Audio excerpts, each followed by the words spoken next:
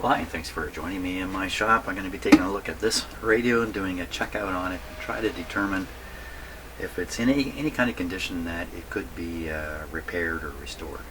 So I have done nothing with this radio. It's been sitting here for a few months waiting for its chance. What's happened here is the one in the background, the radio in the background I've been working on. It needs a tube, so I got to wait a while for the tube to show up. So I'm going to check out this guy.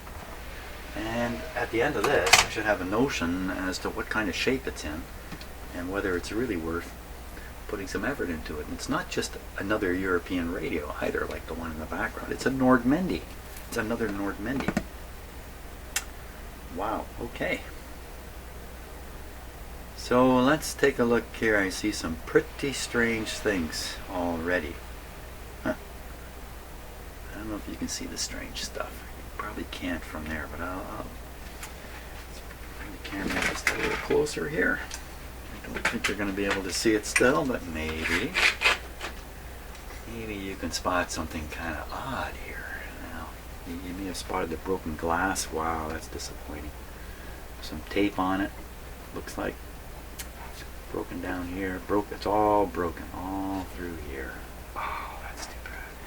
But fortunately, the brakes don't come into this area here. Wow, I wonder if it took a drop. I mean, how do you break this? I don't know, smash? I don't know. I don't know how you break the glass like that. Okay, well that's a huge strike against this radio, that's for sure. You can see something in the camera. I can't see because you're down low looking up. What's happened here? So I'm willing to bet this is the classic grab the radio the wrong way and break something. So somebody probably grabbed it like this and lifted it up and broke away this piece. I'm going to guess that's what happened there. But from normal height, you can't even see it. You don't even know it's there. So that's not too serious. It's got all its buttons. Have you noticed yet? Have you noticed something weird? All these buttons look okay. Look at these ones. Look at that one. Now look at that one. They're upside down. This one's okay. Looks like speech, orchestra, singer. But these two are upside down. So what's that say? Doubt you can pull these right out and flip them over and shove them back in. You might be able to. But I think what this is telling me is somebody's had this radio apart, and when they put it back together, they put these buttons on upside down. Why would you even pull these buttons off? So that's the front. What's it called? It's called the Turandot. T-U-R. Is that an R? T-U-R-A. Turandots. There's a T or an X out there. I don't know what that says. It says hi-fi there. We look here, we see the FM band goes from 108 to 88, which is the North American band, North American range. We got a broadcast band, shortwave 1, shortwave 2, and FM, just like the radio, the other radio on my bench. It's got a magic eye. That's kind of neat. Okay, now where's the pointers? Where are the pointers? I think one is here, and the FM one.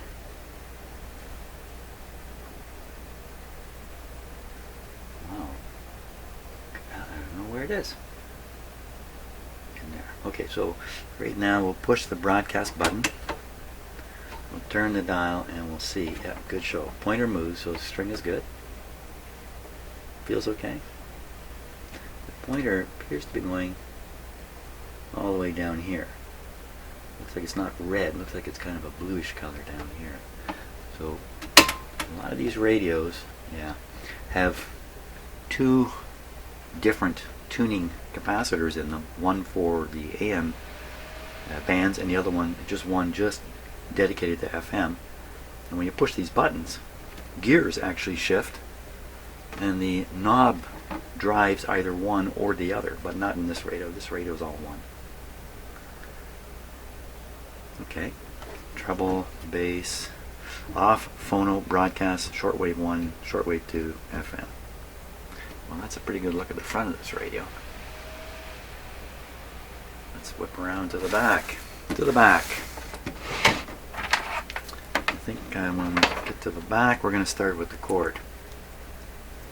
So, what's this here? This is nothing. This is something.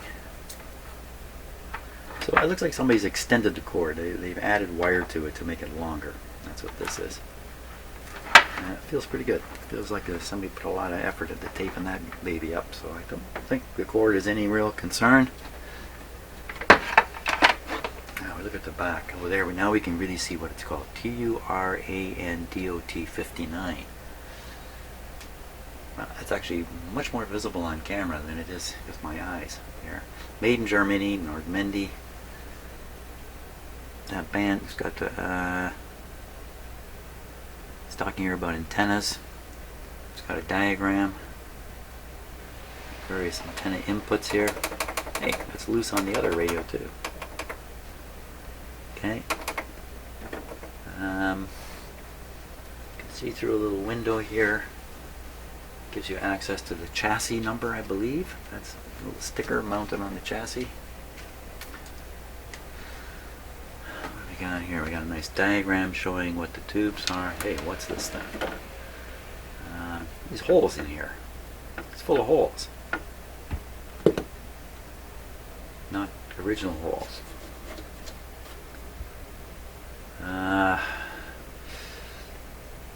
ECC 85, ECH 81, EF 89, very similar to the radio I've been working on, ABC 80. So I think this is probably the detector tube. It's different from the one I've got in the radio I have trouble with. That's the magic eye tube there. Looks like something 84, and then the output tube EL 34, EL34. That's an EL34. I think I just found one when I was rummaging my tubes earlier. 220 volt. Hey, what 220 volt? 50 watts. Well, most of these radios have things you adjust for whether you're in North America or in Europe because of the voltage difference. Now, what's this down here? Oh, yeah, here we are. This is the adjustment right here. Shows how to do for what voltage is coming in. Der Export des Gerates first nur mit unserer Systemung zulässig! Exclamation mark. I don't know what that says. Couldn't get any of it out of there. Tonband diode. So this could be just maybe diode output from within the radio. So you're drawing the signal out in an earlier stage of the radio to put it through something before you stick it back in or onto some other piece of equipment. I'm going to take a wild guess. This is a mono radio, but it can be hooked up to a stereo decoder and produce stereo somewhere else. I don't know. 4.5 ohms on the speaker.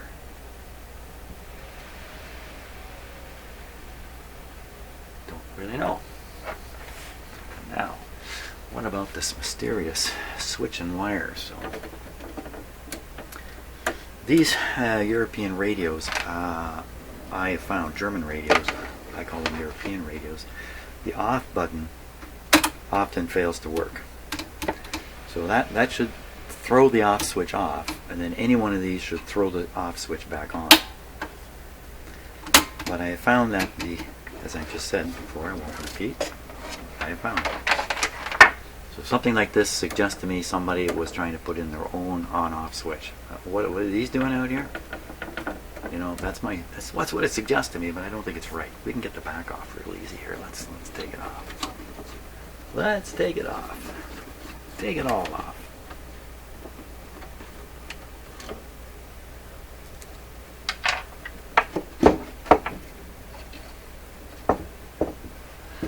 Okay, the The other possibility is somebody's extended speaker wires out the back here. Let's see what we got. Not sure what thing's going on here. Peek inside there with the camera.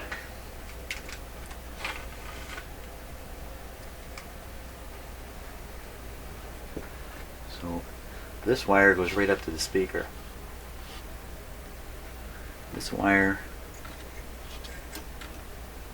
this is another speaker wire. Looks like this wire, looks like these two wires are just paralleling the speaker. It's kind of a weird switch to put here though. This is just supposed to be on off somehow. Hello, Peanut. See him say hello. That's his hello. I can take this right out of here. Poor Peanut, poor Shadow. It's raining outside today, and I think they're quite disappointed. Whoa, a dust! Look at the dust in this thing. Listen to him whining, the poor guy. Peanut, what is it you want, buddy?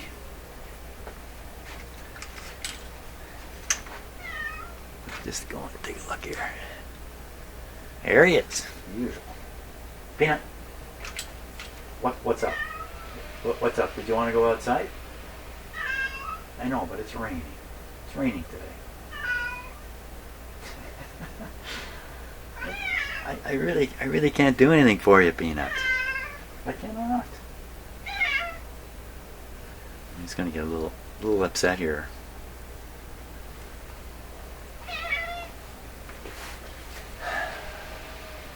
It's a rainy day.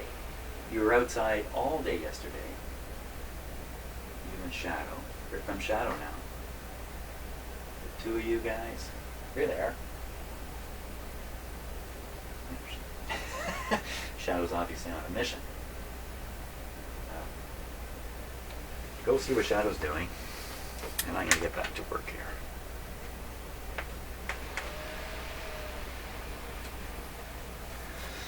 So, what can we see without doing too much to it here?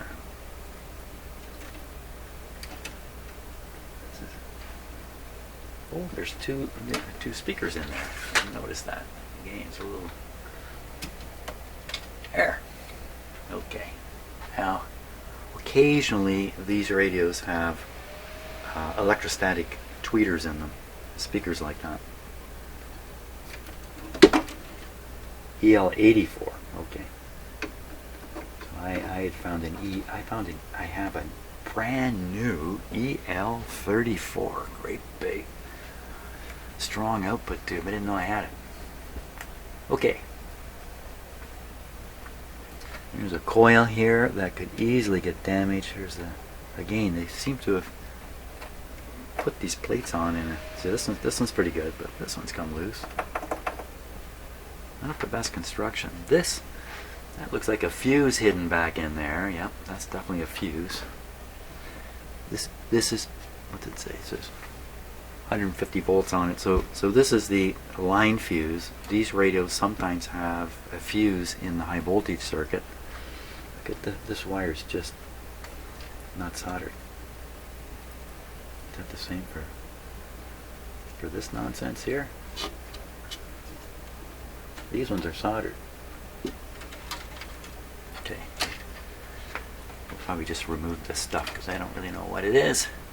So, okay, radio's intact, tubes are in place, nobody's smashed it up, buttons are upside down, that's a mysterious thing.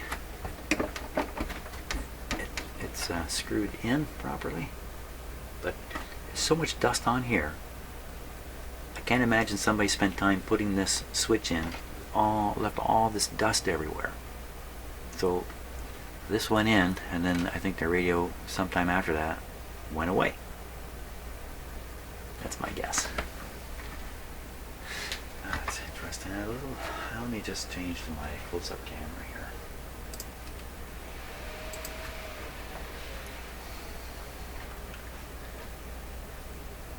So there's that fuse. There's the selection. It's clearly 110.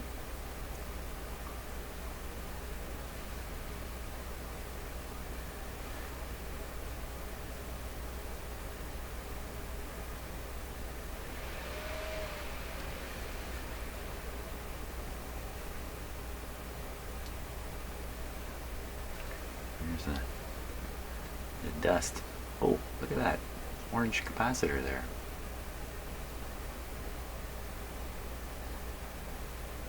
That's a replacement. Now that doesn't look particularly original either. See how it's not down on the board properly? I just think in a factory setting that would be set right down. You notice the dust that's missing underneath? Like something else was there before.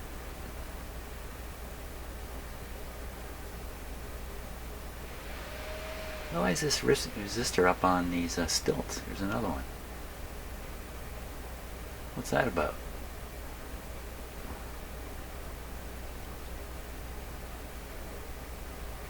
Yeah, I've never seen something like that before.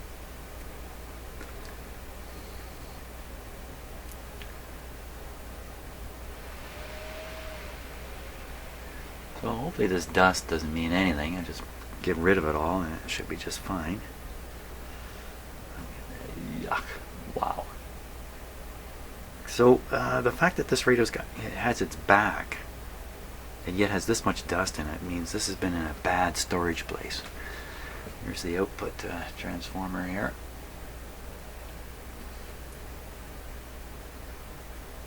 Well, I think it would be pretty interesting to go a few steps with this one and see what we can get out of it. Maybe this is a switch it on and it works. It could be. Not likely. The person who purchased this look a little odd too, don't they? Sticking out like that. Just doesn't look like the way it would be done in a factory.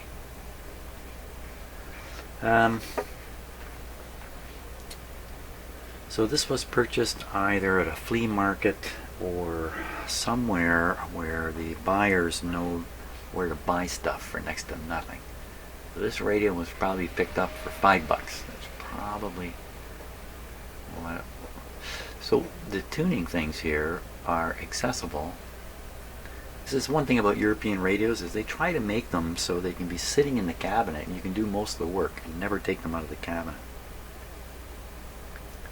You have access here, and then you can see that the bottom is wide open. It might not. That doesn't help with the dust. Well, that means I can flip this over and look right under. Hey, just what I said. Hey, what I said. Let's do that.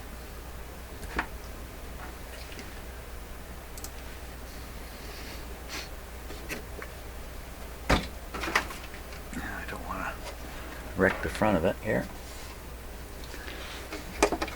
Everything. There we go. Oh, what did I say? I thought it was open. Look at this.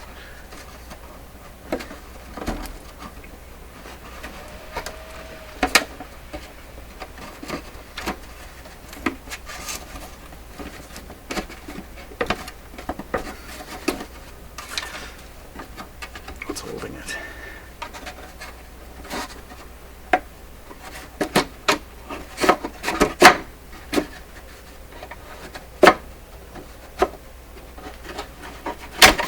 Nothing.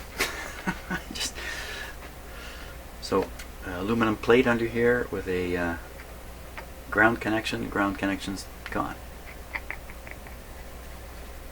Aluminum plate then, this aluminum plate then goes from being a helper to a hinderer, because now you have this, actually it's aluminized paper, I think. But in any case, this thing is like having sort of like an antenna sitting inside your radio, transmitting even the radio's own signals around, causing problems. So that's not good. What do we see in here?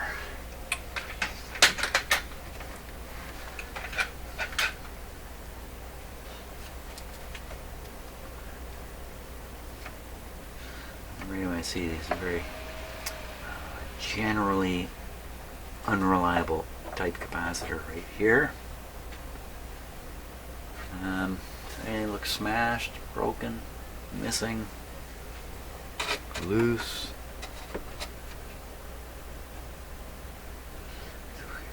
Very, very similar to the radio I'm working on. How these are done. Coils arranged this way, coils arranged this way, so they're at 90 degrees. Capacitors here. So all the alignment activity is in there. Well, so far it's not looking too bad, actually. It really isn't. Hey, you know what? Maybe we're going to plug this guy in and see what happens. Why not?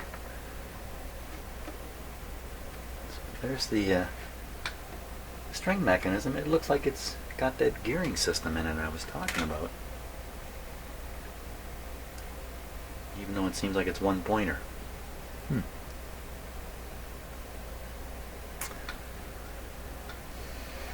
Why wouldn't we just plug this guy in and turn him on? Now I know some of you are screaming never, never, never do that, but I like doing that. The risk is not that great as long as you are restricting the fault current that might flow into the radio, which is what I do.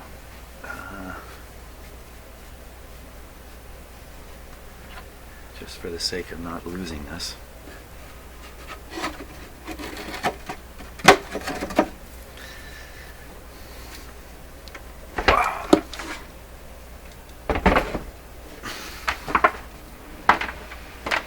Maybe we should vote on it.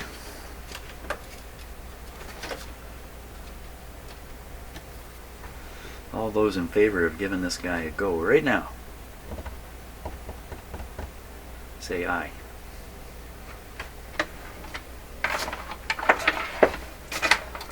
I say aye.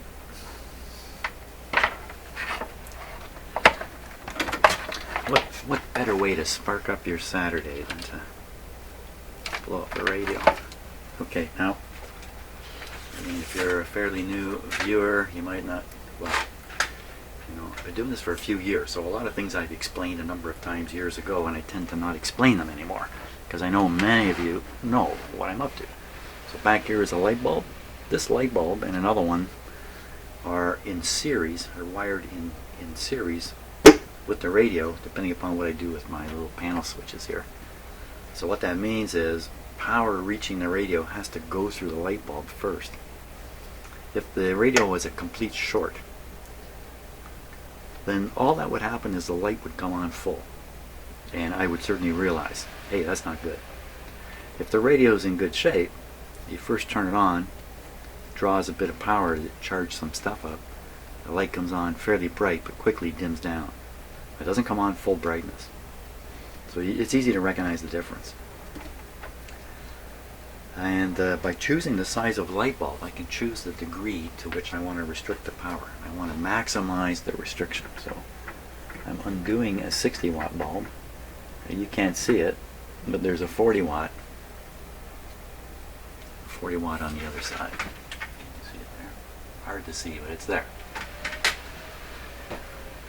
So that puts quite a restriction here, and you want to do that. You don't want to plug something like this right in the wall, because there are components that are at risk that you cannot replace. The main one being the power transformer. Now there is a fuse. We saw that. I'm going to assume the fuse is good. And that would also protect the radio should there be something wrong. But there's a chance I'm going to restrict the current to the radio enough that even with a problem in the radio that would normally pop the fuse, it won't pop the fuse. So that's the circumstances under which we're going to turn this guy on. And I got to teach myself here. Operating lesson. Okay, so this knob is loose on the shaft a little bit. So 1 part knob, got to be volume, eh? This one is also just a single knob. That's obviously the tuning, and the tone controls are here. So we're going to start with the off button having been depressed. So the radio should not come on at all. And another way of keeping an eye on that fact, see if I can get this stuff into the camera here. Not very good. Just move them over a little bit. So this is showing the line voltage in my house right now.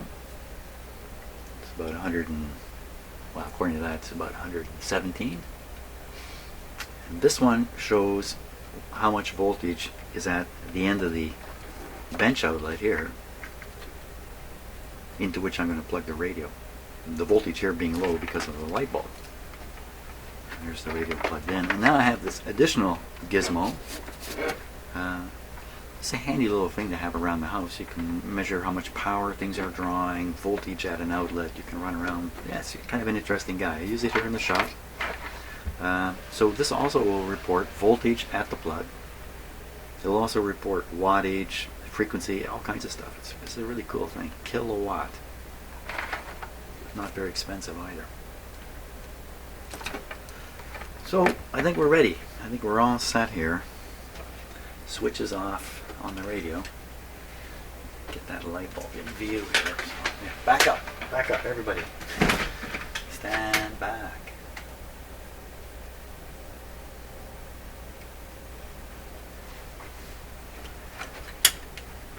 Okay, so when I throw the switch down, power is available. Here we go. What's going to happen? Okay, you saw this meter jump right up full. This guy says 122. That's probably much more accurate than the meter up above. So what's happened here is it's supplying the voltage. This thing's drawing no current. It's turned off. Kill the power. I'm going to turn it on by pushing any one of these. I'm going to pick broadcast. Volume up about 10-15%. I'm going to try it again. Now this time something's going to happen. So just to rehearse, that light will come on full blast. I turn the power off right away, or the light will come on and then kind of it'll vary in intensity a little bit, or the light won't come on at all, which means there's something wrong with the on-off switch probably. Have I built up enough tension here? There we go. Certainly tension in me. Okay, light is on. Looks fairly full to me. Now, 40 watt restriction. 40 watt restriction is quite a bit for a radio like this. So a couple hints that there isn't a huge short. Like, I'm not worried about operating it like this for a bit. Okay, let's spin it around. So, a couple of hints that there isn't a really huge short in here. I just got too much restriction is the light bulb has come on. It suggests things are probably okay. You might even see a tube heater come on. But again, it's pretty restricted power there. And I don't see any tube heaters coming on. Looks like my my gizmo here, it does not have enough power to operate properly either. So I don't know for sure what the voltage is on this, but it's probably something stupid like 45 or 50 volts. You gotta get up around 90 to get these things to start up. So what I'm gonna do, I'm gonna cut the power off. I'm gonna switch from the now hot 40 watt bulb to the, I think it's a 60, but I'm gonna check here. In case I stuck 100 in there, it's a 60. Okay, so we're going to go from 40 to 60. It's going to give it a little more get up and go. You ready? Everybody ready? Okay, so that 60 watt bulb is not showing 60 watts. And the light is a little bit brighter in there. At this point, we might actually, so this guy has enough power now to operate. 75 volts on the radio. Let's watch it for a minute. Going up. You might even see some heaters starting to come on in there. Yes, I can see the heater on this too. Not a sound out of the speaker yet. Let's just turn the volume up. Volume is full. No antenna. No hiss, no nothing. Okay, the output tube I can see is heating up.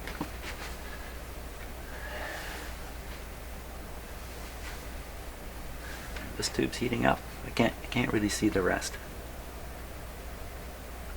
of them. Magic eye. What about the magic eye?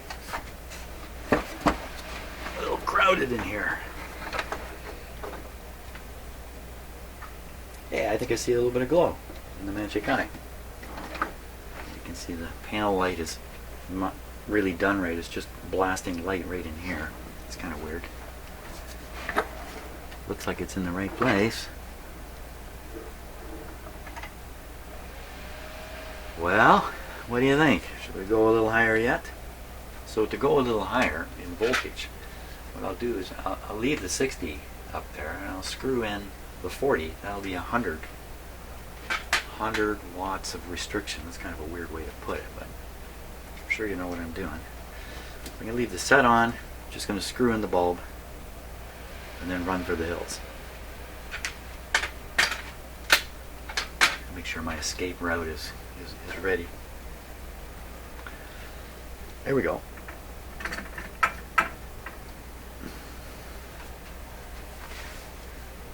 Okay, so that will have picked it up. Now we're in the 90s here. 94 volts.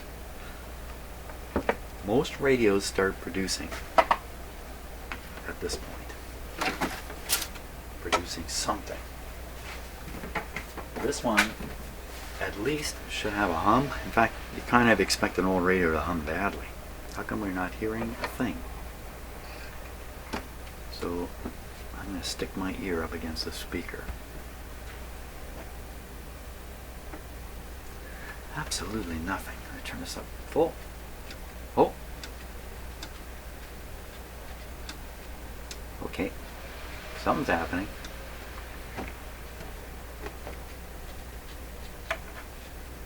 So that scratchy sound is coming out of this speaker, but I don't hear anything coming out of this one. Now maybe the last guy buttered it up or something. Or maybe that was his compensation for a speaker that doesn't speak. That switch on the back and those wires. Or it's just buttons.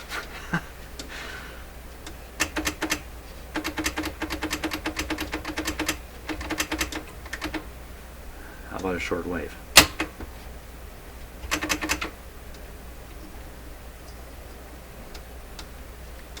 Okay, how about FM? FM with no antenna. The same scratchy sound. Okay, how about we go back to broadcast and we try the Schrack. Let's turn it down a bit. Oh, those aren't very good. Is that how that's supposed to work?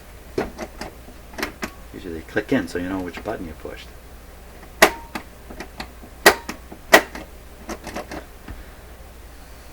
So it looks like somebody probably took these buttons out to try to fix this and ended up with that. This whole thing is in upside down, and it's really this. Hey, that's a better story. I don't know if you could put it in upside down.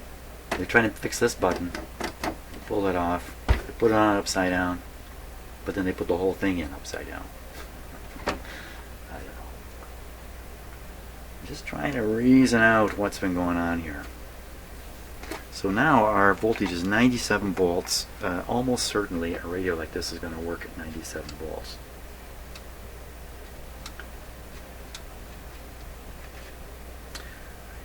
Good news about this is nothing terrible is happening. There's no screaming hum coming out of it, which is really quite extraordinary. The output tube is lighted. This tube is lighted. This one here, this one's heating. This one's heating. So is it this guy?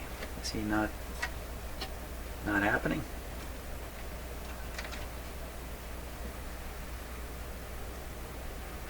This switch is in the off position.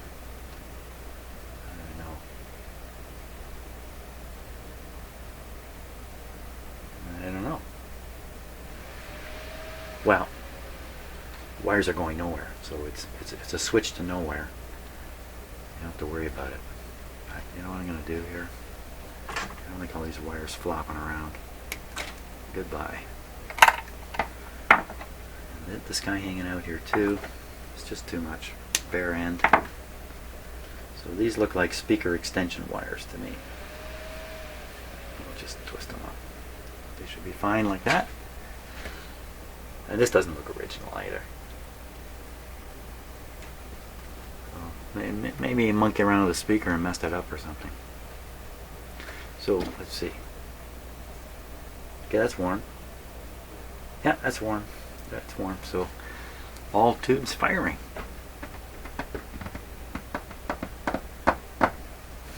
No sound. It's another one of those bad, potentially bad capacitors right there. Well, let me shut the power off here. I'd say this guy is well worth trying to restore and get operating. It's, at a glance, when I first was dropped off, I thought, oh, yuck. But now that I've looked at it closer, I don't think the yuck is correct. Just tuck this in here for now. Let's check out the cabinet here. It's got lots and lots of marks on it, but you know, a little bit of polishing. Hey, camera, what are you doing? A little bit of polishing and cleaning. It looked pretty good. The top is, you look for things like water stains like that, bubbling. The pops tend to take a bit of torture here. Somebody kept putting a drink or something onto it here. You know, but the good news is there's no huge crack, no smash, nothing that really makes it bad. Let's go around and look at the front again on this basis. So you look at the front brass bezel, I guess you would call that. It's in good shape. The plastic here is all good except for that little piece up here. You can't even see it. You can see the outline of the speaker on the cloth. Never really tried to remove something like that from a cloth in place, but you know, maybe you can somehow. Glass unfortunately broken over here, but the fact is it's not going to interfere with the operation of the radio. When you clean this up, your eye is going to be attracted to this the whole time, and all these buttons and all this action. You're not going to spend a lot of time looking over here. Even the magic eye takes you over here. Doesn't take you to the broken side. So unfortunately it's broken, but I don't think that's a write-off by any means. Yeah, I think this guy can be made to work. He might be really close even now. Great. So let's see. Now I now have three radios kind of on the go. I've got the Nordmende here, which I got to wait for it too. I got this guy who I'm encouraged now to spend time on, and then I've got the Hallicrafters worldwide radio. I'm partway through. It's probably going to be a week before I get the tubes for this. The tube. I got a week. You know, I think in a week I could probably get all the way through this guy. I'm not as scared as this one as I was of that one, and still am. So I think that's the plan. I'm going to continue working on this radio. As confusing as this might be. Tubes come, I will revert immediately back to this one. This radio has no ownership. Again, this has been purchased by a resale store, kind of a fancy upscale resale store. I don't know what to call it. And so you know they're looking to get maybe $100 for it or something like that. So that's the range in which I operate. Okay, $5, $100, $95 left. Obviously, if I'm going to fix this thing and then charge the store $250 for my services, that ain't going to fly. So that's something you have to keep in mind with this kind of project. This other one is owned by somebody and they care about it, so funds are certainly available to do what needs to be done to this. That's it. That's it. Thanks for watching, and let's see, it's still raining out. See you on the next video.